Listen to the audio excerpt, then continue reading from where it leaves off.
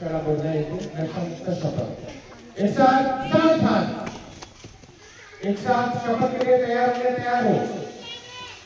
माझ्या मागून म्हणायचं, मी शपथ घेतो की मी कोणत्याही प्रकारचे व्यसन किंवा नशा करणारे पदार्थ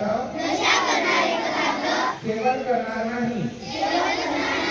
मादक पदार्थाच्या दुष्परिणामांबद्दल जनजागृती करीन आणि इतरांना नशेपासून दूर राहण्यासाठी प्रेरित करेन।